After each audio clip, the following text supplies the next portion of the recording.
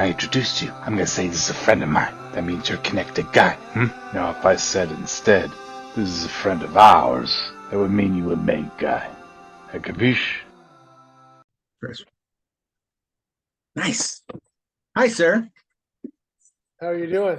I'm good. How are you? Good. We got a big show coming up. We have a great show coming up. There's been some adjustments, as always. There's our co-main event, Albert Tadavosian. He's been training hard. He tore his bicep in kind of a freak training accident. He said he was all warmed up, and he kind of took a punch in the arm and it tore his bicep tendon. So I've been scrambling a little bit to replace that event. I had one spot left. 12 is the magic number that I try and book on each fight card. But we have 12 really good fights. We have 5 really good amateur fights. You never know what's going to happen. So this our main event is, and I know you've been close friends with for a very long time, Anthony Hamilton. When we were at our last event, he said when he was in the cage, his next fight, he was defending his title and it was going to be his last fight. You've been talking to him. Is that how It's that's his going? last fight. I mean, this will be Anthony's retirement fight. And there's no love lost between him and Kovacs. Like, there's been a lot of banter back and forth between the two. And I got him the fight that he wanted, and they're gonna get after it. You know, they don't like each other. And as nice as a guy as Anthony Hamilton is, if he's like, I don't really like that dude, that's like saying That's going to be a fight. That's a fight. So I want to ask you, I know for now that you've let me come join the Coga family, which thank you for, but this is a big fight for Coga in general. Coga's been around for how long? First fight, January 9th, 2009. So 13 years. So Our 75th fight. As a whole for Coga, this is a big goddamn deal. Yeah, I mean, it's a good fight. You know, I want to keep going and just keep stacking them in the books. You know, I want to be that's what I want to say for Pacific Northwest. For you personally, for Joe, 13 years ago and probably years before that, when you were thinking about starting it and going down this path, we're 13 years later now. And I've met your lovely wife. She is nothing but supportive and one of the greatest people I've ever been around when she's sitting there giving you little hand signals and stuff. So for Joe, this 13-year journey to be what we're doing on the 29th, what does that mean for you personally? For me, it's a great sense of accomplishment. Not about like this one event, but just more the longevity. Like, there's a lot of promotions that have come and gone and tried to go big and went big one time and failed and went home. Didn't survive, didn't last. Casinos are tricky. It's a tricky market. Marketing directors just rotate about every 2, 3, 4 years. They don't seem to stick around that long. So I had to reinvent myself a couple times at a few different casinos, reconvince the new marketing director or the new CEO that I was a viable product for the casino. Every marketing guy kind of has their own idea of what they want to do. So for me, just to survive 13 years and be at 6 different casinos in the Pacific Northwest and keep going and be in a position where I am right now, which right now, Tulalip gave me my dates for next year. Clearwater gave me my dates for next year. Silver Reef gave me my dates. So I know what my next year's schedule is. Like right now in the next month, we're going to pick those few dates and put it together, which is, I've never been in this position before in Q3 of a year, knowing what my dates are in the following year. So I'm excited for that. And for me, it's more about just sustaining the grind over a long period of time in an industry that is pretty ruthless and hard to stay in. Yeah, and it's hard to stay relevant in. And I remember, I think I told you, I remember well before we had met and I got to be a part of your team going to events in casinos, or I think like there was one a long time ago. It was like, I want to say like at a roller rink or something. It was way back when like you were just getting going. And so to have been there then, I remember being like, hey, I came to a fight at Coga, and then now I get to sit next to you and call fights. Yeah. And we did the one, it was like 40 minutes from the Canadian border. We Yeah. did the one that was our last one was On the you know, peninsula. yeah. And so the traveling part to me, that's that's all fun with it. But to me, to be next to you and see the fighters and the people that come to you with the thankfulness and gratitude, I try to see like what must that be like for this guy when the company's been around for 13 years. I got to assume there was a handful of years before that you were building towards that and wanting to do this. And now look where we are, July 29th. And I looked at the Ticketmaster thing. It's not sold out yet. It's damn near sold out. It'll probably be sold out when we get there, but we're doing Tulalip Amphitheatre. You got Ed Herman coming with us, Anthony's last fight, like all these relationships you've nurtured and cherished and everything you've done. And the last event, I talked about it on my show when we were there, like you were next to me, and I'm not being disrespectful or talking shit to a guy, but you were next to me when all of a sudden a dude took his gloves off and he wasn't fighting. And you had to switch from commentating shit talking with me to wait, I'm the boss. What do you mean this dude's not fighting? What's going on? But you still like you just did that transition cool, like right back with me talking. And I've thought about it a lot since that happened of how many times does that or the first time I was doing with you, I was driving up towards Canada and you sent us all a group text that the one dude didn't make weight. This dude's taking the fight on a day's notice. And I try to just think of the stress you have to deal with of, okay, these guys are going to fight. They have their training camps. We're what, 2 weeks out and you just told me this dude tore his bicep. God damn it. Now you got to figure this part out. But then you're also doing the seating. Like you do a lot, sir. And I want to know when I'm there with you, when I get there and I see you, you're doing stuff and I meet you, let you know I'm there. And you're signing checks, make sure people are happy and tickets. And the first time I met you, you were out front. Your wife was shaking. You were out front shaking hands, letting coaches know where to go. And in other promotions I've visited and stuff, you don't really see that. The guy in your position is backstage, not knocking it. He's backstage doing what he needs to do, which is understandable. But you're not. You're very approachable. Someone's like, "Hey, where's Joe?" It's never like, "Oh, I don't know." It's like he's sitting right there. And I love and commend that you do that. But I just try to think of what is from when you announced when we were together at last event. You announced July 29th. So you wake up the next morning and you make all the phone calls and emails and thank everybody, make sure everybody's paid, everybody's all good. So let's give it like a 2-day grace period to do the husband stuff with the wife, and she understandably takes a back seat when you're in fight mode. So you give yourself a couple days to fix all that, but when you hit the ground to then build to your next event, how much stress and how does that affect you? Like how does that go? It's been a process in learning how to process that stress because stress kills literally. There's a ton of negative side effects from it. And for me, it's been a challenge and a balancing act. Honestly, when I first started, I was just swimming with the sharks, man, trying to just keep up and learn on the fly. The last few years, I've really just kind of realized, hey, I need to have fun. Like, if I'm gonna be stressed, like it's not good for me. One, and it's not fun. Two, and three, I really can't control if Albert tears his bicep tendon, or if someone doesn't make weight, or all the things that I worry about are really out of my control. I can only send out the fight itinerary, book the fights, converse with my matchmaker, work with my team, plan, coordinate with my graphic designer, do all that. And yes, there's so many variables of things that can go wrong. At night, I just say my prayers like, man, nobody get hurt. And even before the fights, I'm like, I just don't want anybody to get hurt, seriously hurt. That's always a reality there. So I've had to adjust. It's taken some time to learn how to process that stress and roll with the punches, just roll with the punches, not to sound corny or still. No, I got you. Like, things are going to go wrong. Guys are going to not make weight. I'm going to have to negotiate with fighters and coaches and more compensation for a big weight miss. And there's a lot. There's a ton to go on. But like, I think that's the blessing. Like I'm like ADHD and I'm able to like just shoot from the hip and go and live in the moment.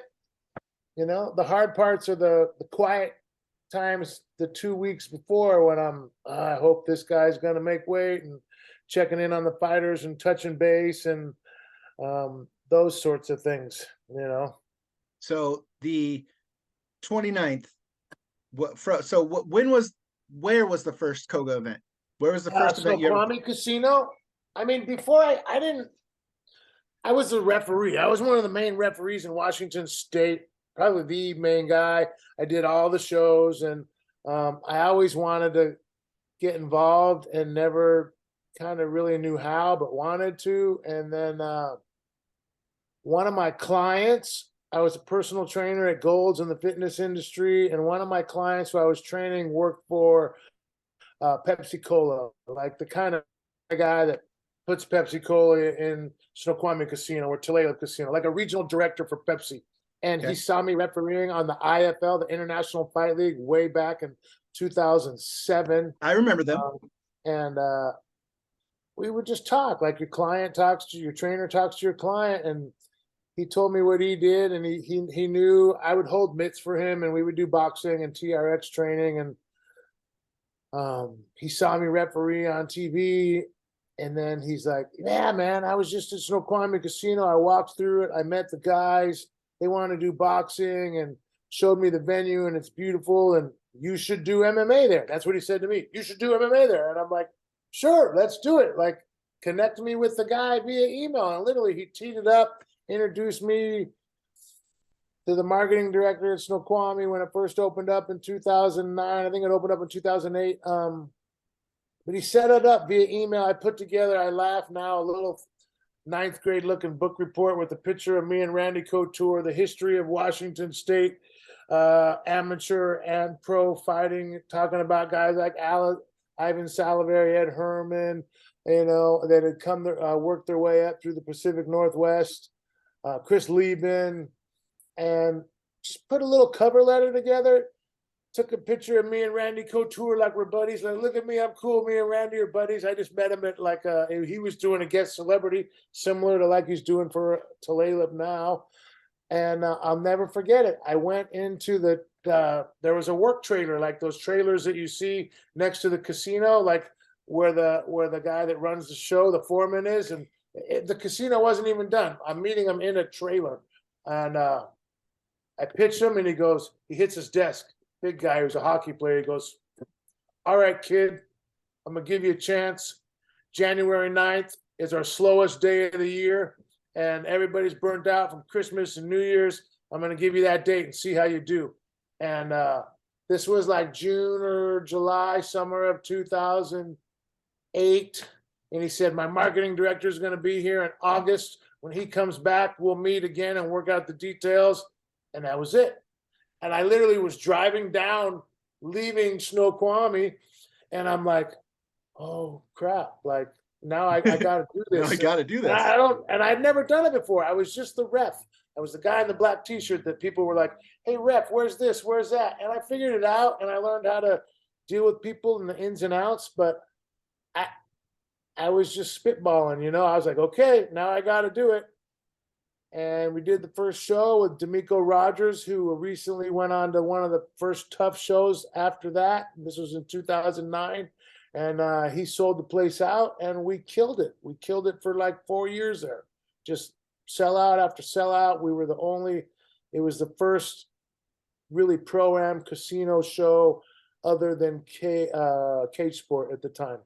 Nice. So from there to now, July 29th, 2023, is this the biggest event? I know they're all big in terms of the shit you got to do, but would you say what we're going into our biggest event so far? Well, this is the most, yeah. I mean, yes, in the way that it's the most pro fights. It's 7 pros, 5 amateurs. Usually I'm like 8 pros, 4 amateurs, 6 pros. Normally you've stacked this card, sir. You and the matchmakers.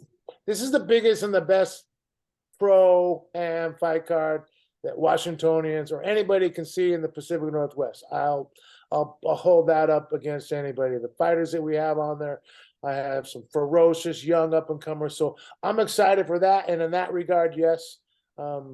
Mostly I'm just proud of the longevity that we put in and the direction that we're going moving forward. Yes, 100%. So July 29th at Tulalip, not only do I get to sit next to Ed Herman and talk crap about fights, we also have Range Couture, he'll be out and about shaking hands and taking photos. How does something like that come up? I know you, as we said in this game, the long distance, how do you just, hey man, you around? You want to come hang out? Like, how does that work? The casino wanted to bring him in. Like, we've done guest celebrities before. Yes. And usually it's the property, when I say property, I mean casino wants to do something extra to draw in the crowd. I think they probably had some requests from some of their players. I mean, these casino deals are driven off of, it's gambling, right? It's not, they want, my job is to bring people in there to go gamble, and that's where they make their money, on gambling and alcohol and food and beverage, mostly gambling. And I think they had some requests from what their players, their high rollers, their whales, quote unquote, to like bring in a celebrity. And being that Randy was from here, actually my partner at the casino, she was like, let's bring in Randy. And I'm like, great, let's do it. She's like, figure it out, reach him, call him, figure out what it costs, let me know what it costs. And we did, and they agreed, and it was pretty simple. That's so But they awesome. wanted to do it. The casino wanted to do it. That's awesome. So July 29th, Tulalip Amphitheatre, Summer Showdown for Coga. It's as I've said in many posts, it's the perfect way to end your July is with the fights we have going on. Yeah, UFC Fight Week, all kinds of crazy stuff this month going on in general. But I'm pumped, man. I mean, from the main event down, from Kovacs and Hamilton's retirement fight, Kovacs looking to play spoiler and like get his belt back. Anthony Hamilton is the #2 ranked heavyweight in the Pacific Northwest on Tapology. Matt Kovacs is the #3 ranked heavyweight on Tapology in the Pacific Northwest. They don't like each other. Matt wants to play spoiler. Matt used to have my title. He stepped away for a little bit. Anthony won the title, the interim title. So, I mean, I have #2 and 3 ranked heavyweights going for #1, bragging rights. One guy wants to go out into the sunset with my new belt, and the other guy wants to play spoiler, and there's two big guys, and they're going to get after it. It's going to be a lot of fun. It is going to be a lot of fun. I'm going to wrap this up, but thank whoever you would like to thank for putting this on for us and all that stuff. Lori Nemitz, my partner at the casino, the marketing manager, she's a great person to work with, super diligent and on top of it, and I enjoy working with her immensely. My partner in business development, Marlon Freiberg, my matchmaker, Landon Showalter, they're all on point. My graphics designer, Ryan Pfeiffer at Always Advertising, my team, Ryan White at Element 7, they do a great job of the production. My lovely wife, as you said, she's my secret weapon. She's the glue that keeps it together. That's 100% both true. My daughters help, Olivia and Amalia. Olivia runs my gym for me and has taken so much pressure off, not pressure, but she's just taken the workload at the gym and made it so I can focus more on the promotion. And my youngest daughter too, Amalia, they both have stepped up and they help me behind the scenes manage things. I think I got everybody, my coaching staff. It takes a lot of people to help, but like I said earlier, the thing is, when we get there and you're calm, cool, collected, it takes a lot for all of us to be there to do this, as you know. But then when we get there, and like I said, when the lights go down, the cameras are on. Yes, okay. Are you in the sport jacket and the tie, and you're that guy? Yes, of course. But when I show up at 11 o'clock and you're there in just a t-shirt, signing checks, helping build the ring, like you're that guy doing the stuff. That's what helps all of us be like, oh yeah, that's why we're all here. It's we're all here as you make all of us feel like all of us are a part of this. And you do a great job of thanking us, but it's more like I said you could be up in the hotel room doing whatever you wanted. You could be shaking hands. You could do whatever you wanted. Every time I've ran into you, you're either out front thanking fans, thanking fighters, coaches for being there, or like the last time I ran into you, you're sitting by the cage figuring shit out that you need to figure out, but you're never not approachable.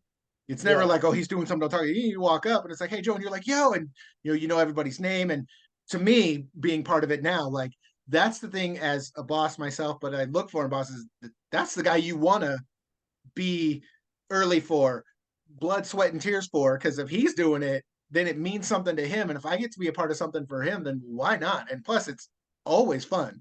There's never not been a fun time when we're going talking shit, hanging out before the fights, after fights, all that, or even, the first one, you'd sit down, talk with me, and then you'd have to get up and do stuff. The second one, you're like, yo, I'm going to sit down with you. That was a lot of fun. And you did until some dude decided he wouldn't want to fight. But again, 5 minutes later, you're right back with me. And we had to fill some time together. We felt, when we did. And it's just all of those things make it so much fun. And this is why I encourage people, if you can't be at the event, go ahead. I don't sleep the night of the show. Like, I can't sleep. I don't fall asleep till like 4 or 5 in the morning, because literally I'm on a high from the whole show. And it's not about me. It's about the fighters. And I'm just the orchestrator, man. I'm just the conductor. Yeah, you're just,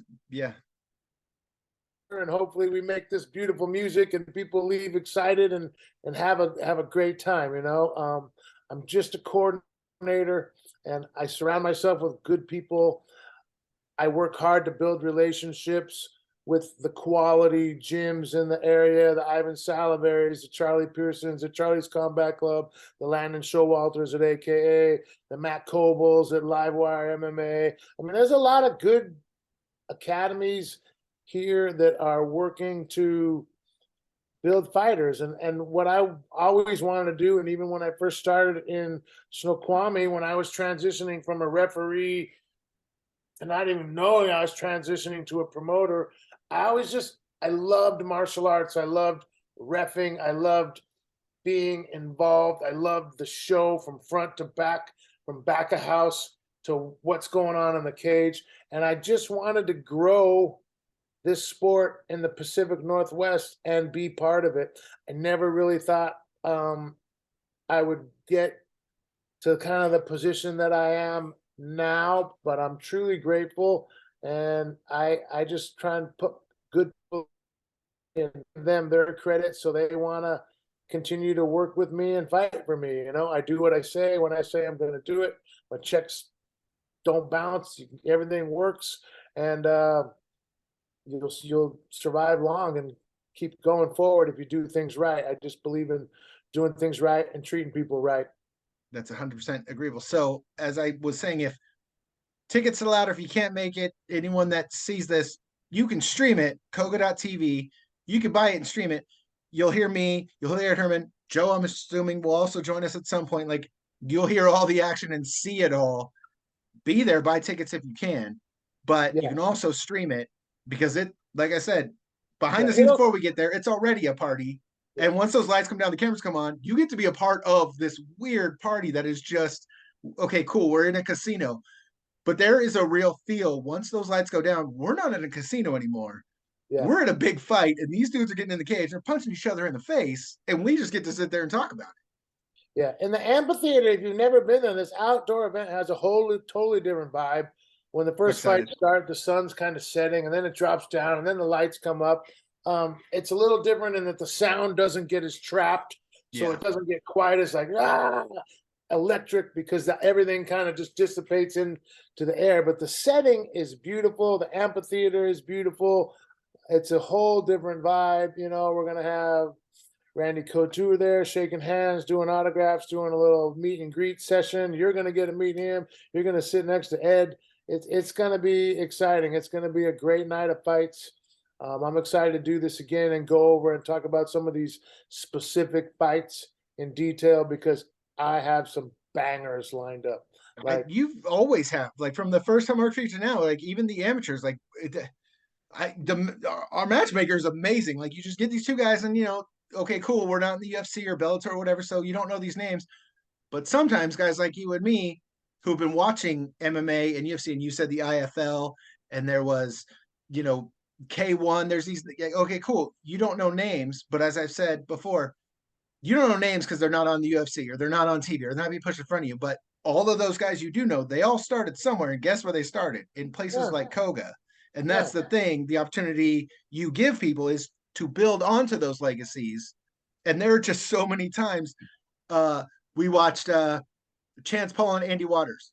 You and I could not have predicted what was going to happen during that fight, and it was amazing. The last fight we did, there was dudes coming out. They were 21. They looked 13. They were putting on fights that you and I kept grabbing each other, being like, "Oh my god, we're going into the third round, and I don't know how this fight's going to go." Like that's one of the benefits of watching and Koga being out there is it's guys who you may know, you may see that dude in the grocery store. You may be like, "Why do I know this guy?" And you just watched him beat somebody's ass. Like it's so fun and awesome. You know, like Demetrius Mighty Mouse Johnson fought on the first combat game at Snoqualmie. He won the amateur 135 title. You know, we've had Mike Chiesa, Sam Cecilia. I don't think Juliana Pena fought on any of my events. I know she commentated it, did some stuff, but you know, Jeff Hoagland made it to the UFC. We've had a handful of guys work their way up. So, you know, that's what we're doing. That's what my business is designed to do, is create a platform that these young up and coming athletes can perform on and pay their dues and learn the way and work their way up to the big show. And to that point, it completely shows, because Anthony Hamilton went on to the UFC, became a top 10. There you go. Came back, and he's deciding he wants to end his career here at home. He has the belt. Like, what better way? Like, you could say, yes, this is your retirement fight. Like, okay, cool. But it's your retirement fight. You have the belt. You're fighting a guy, maybe you don't like him, who knows? But it's at our big event. Like, that shows, like, guys who start in places like this, they grow, and then they come back to pay the respect to people of laying the groundwork to where they got. Yeah, yeah. Anthony and I have a good relationship. He's a great husband, a great father, a good guy. I was happy and proud to be a part of his success and helping him make it to the UFC. He fought on other organizations, but he fought a lot on Combat Games, and honored that he did. He called me and he's like, "Hey man, I want to do a couple more fights. I still got it in my blood, and I want to do it with you, and I want to retire." And we put a plan together, and you know, we've executed it, and I'm excited to see him perform one last time. And he's gonna have, it's not, you know, Kovacs is coming after him and wanting to ruin the night. Like, so it's not just like a gimme. I didn't give him a gimme to go out up into the sunset. He's gonna have to work. He's got one more night's work of 25 minutes in the cage. And that's to Anthony's credit, taking that fight. He could have been like, "Nah, I want the win and ride off." And he didn't. He said, "Yeah, I'll fight that fucking dude." Yeah. So, you know, it'll be good. It'll be interesting, you know. Yeah, man, I'm super excited for this fight. I'm super grateful to be where I am and stay in business and still moving forward.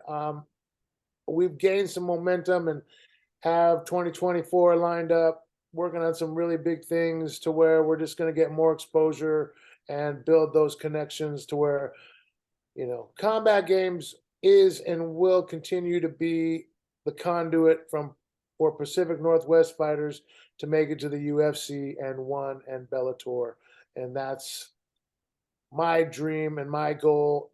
And I want to fortify that and solidify that more, build the business relationships that put the infrastructure in place. So everybody wants to fight here because they're getting the exposure on the platforms that everybody knows about and wants to be on. That's where I'm at right now. Really close to making some really big announcements and just crushing it in 2024. And 2023 has been great too. I was going to say, but before 2024 ends, we got a big ass event on July 29th, Tulalip Amphitheatre. Yep. We still have tickets. Coga TV or Ticketmaster, or the Tulalip website has them too. Tulalip website has them too. There's 32 tickets left. I got an email from my marketing manager. She said there's 32 reserved tickets left. All that will be left is standing room only. She sent me that email Thursday, I think. It will sell out, and people are going to be hitting me up Thursday, Friday, the following week, being, I need tickets. And I still got to drop off some tickets to some of the gyms out there. And but if you can't be there, you can stream it and watch it with us. Coga.tv. Yes. And if you can't be there, I encourage you at least do that. The one bonus there is you have it on demand. So if you're busy Saturday, cool, wake up Sunday and watch it. I don't care. But if you can't be there, watch it because it's a big event for Joe. It's a big event for Coga. It's a big event for Anthony Hamilton. Yeah. I mean, there's a lot of fighters that it's a big event for. I mean, even on the undercard, you got Johnson Nasana versus Brandon Altomir. Johnson Nasana is 0-2 as a pro. He just had a rocky start, but like the kid is tough as nails and ready to rebuild his career. And Brandon is a stud too, trains with Drew Brokenshire down at Luda Sport. I got Jorge Juarez on a 2 or 3 fight win streak. He's like, hey, I want the belt. I want the belt. He's trying to move up and make his way fast. And he's going against Jordan Harrington out of Cosmopolis, Washington, who trains with Nathan Superman Stolen down in the Aberdeen area on the other side of the peninsula over in the Grays Harbor area. Those are 2 studs right there. Jordan is a stud. Him and Jorge is my prediction for like the sleeper banger of the night. Nathan Stolen made his way to Bellator, took a break from fighting to get his family started. He got married. They had a baby. He's been doing that thing, and now he's ready to make his way back and wants to fast track it to Bellator. He's fighting Darren Smith Jr., and that's the number one ranked Pacific Northwest fighter at 155 pounds. And that dude is a stud. Like, that is going to be a great fight. They both have strong wrestling pedigrees. They both have power in their hands. There's some really, really good fights representing the Pacific Northwest and Northern California's best, man. And I'm excited for that. And shout out to Landon, my matchmaker, who helped me build that card and does a lot of the work contacting people and going back and forth. Yeah, it's gonna be good, man. It's gonna be great. Really I'm good. excited for it. I can't wait. What time are we doing weigh-ins on the 28th? Probably, I try to do them early in the day and give guys more time and not drive in traffic, but they seem to struggle to get there. So I might just go back to the regular 4 o'clock time and let them drive in traffic. You reminded me, I got to figure out where at the hotel or at the casino, we just do it in the hotel ballroom. But because we're in the amphitheater, I'm not exactly sure what facility or venue or area or room we're going to use. But it'll be at Tulalip, or it'll be at the Holiday Inn Express across the way up in Marysville, Tulalip. I'll be there. I'm going to take over the Coga Instagram, talk to fighters, talk to you, all that stuff, so that we can be there. But I'll be there at weigh-ins. Okay. I know you got things to do, so I'm going to let you get out of here. I'm going to edit this up, and I'll send it to you either tonight or tomorrow so you can post it. Okay. All right. Thank you, Robbie. All right, sir. Thank you, sir. I'll send it to you soon. All right. Bye-bye.